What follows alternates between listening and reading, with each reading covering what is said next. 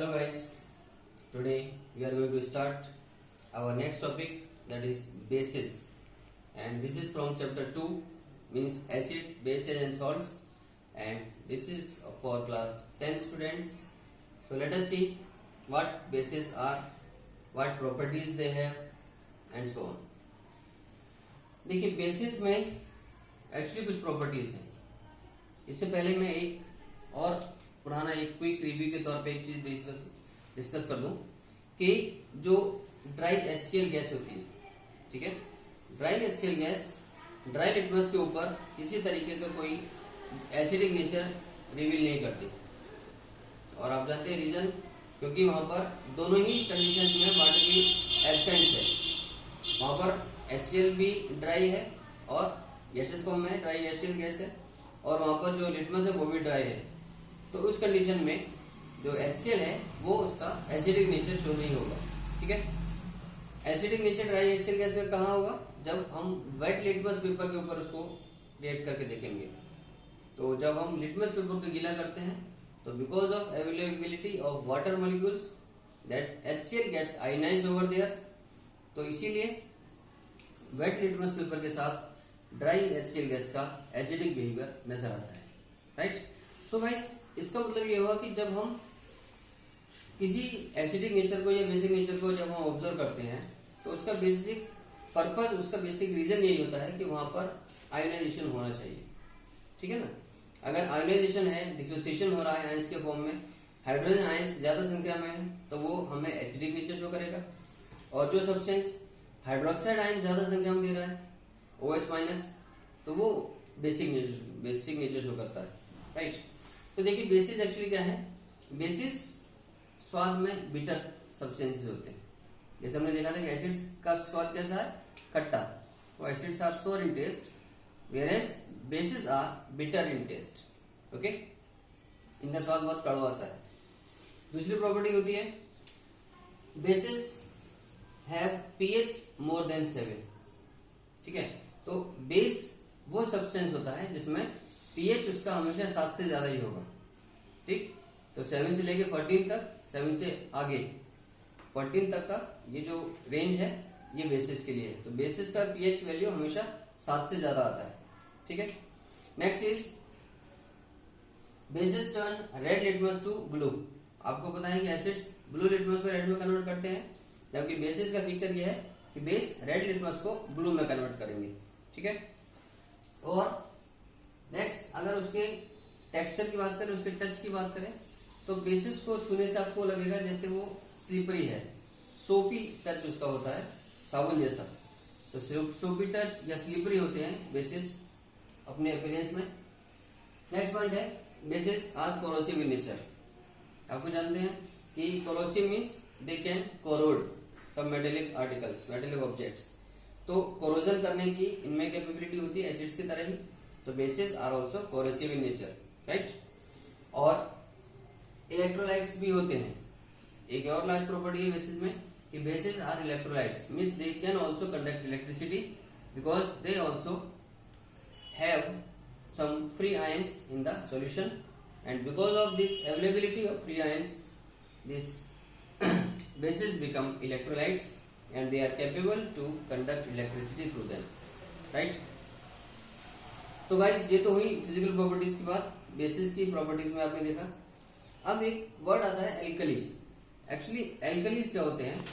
जो basis water soluble होते हैं उनको हम एल्कलीज बोलते हैं.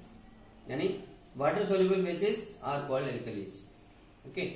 तो इट मीन्स ये हुआ कि जो वाटर में सॉल्युबल बेस है वो उनको एल्कली कहेंगे केवल, और जो वाटर में सॉल्युबल नहीं होते उनको हम एल्कलीज नहीं बोलते. राइट. तो इसका मतलब all alkalis are bases but all bases are not alkalis.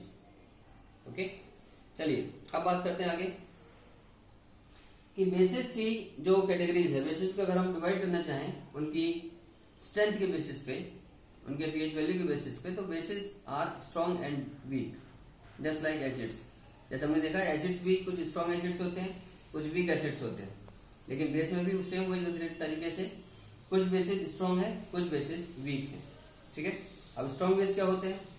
Strong bases are those bases which produce a large number of hydroxide ions OH minus, a large number of hydroxide ions when they get ionized completely in water. ठीक है, तो basis को जब water में add किया जाता है, जब वाटर के साथ इसके इनकी जो रिएक्शन कराई जाती है, तो उस वाटर की प्रेजेंस में जब ये कंप्लीटली आयोनाइज हो जाते हैं और एक बड़ी संख्या में hydroxide ion OH minus ions को प्रोवाइड करते हैं, प्रोड्यूस करते हैं, तो ऐसे बेसिस को हम स्ट्रॉन्ग बेस कहते हैं. और स्ट्रॉन्ग बेसिस के एग्जांपल्स दो हैं, NaOH और KOH, यानी सोडियम हाइड्रोक्साइड और पोटेशियम हाइड्रोक्साइड रिस्पेक्टिवली. और इसके अलावा वीक बेस की अगर हम बात करें तो वीक बेसिस, अब आप समझ गए कि वो बेसिस होते हैं जो कंप्लीटली आयोनाइज नहीं होंगे, जो पार्शियली आयोनाइज होते हैं वाटर एक्वा सॉल्यूशन में, और ये एक small number of hydroxide ions produce करते हैं, राइट. तो weak bases are those bases which partially ionize in aqueous solution and they produce only a small number of hydroxide ions, right.